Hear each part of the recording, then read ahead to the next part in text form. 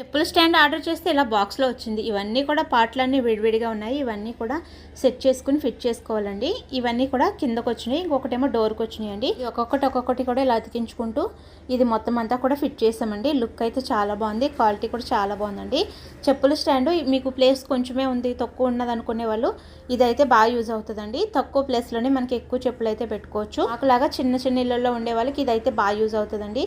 చెప్పులే కాకుండా మనం ఇంట్లో ఏదైనా స్టోరేజ్ ఐటమ్స్ కూడా వాడుకోవచ్చు అండి. ఇది చాలా బాగా యూజ్ అవుతుంది, క్వాలిటీ బాగుందండి. దీని లింక్ నేను వీడియో పైన చిన్న ఫోటోలో ట్యాగ్ చేస్తున్నాను, కావాల్సిన వాళ్ళు తీసుకోండి. ఫైనల్గా ఫిట్టింగ్ మొత్తం అయిపోయిందండి. ఇది లాస్ట్లోది. ఇలాగ దీంట్లో మనము షూలు చెప్పులు పెట్టేసుకుని ఇలా డోర్ కూడా క్లోజ్ చేసేసుకోవచ్చండి. దుమ్ము పట్టదు, ఇంకా కుక్కలు ఎత్తుకుపోతాయి అన్న భయం కూడా ఉండదండి. ఇదైతే క్వాలిటీ చాలా బాగుంది, నాకైతే బాగా నచ్చిందండి. ఇది మేము నలుగురు ఉన్నాము, 4 సెల్ఫ్లు అయితే ఉన్నాయండి. నలుగురికి కూడా సరిపోతాయి.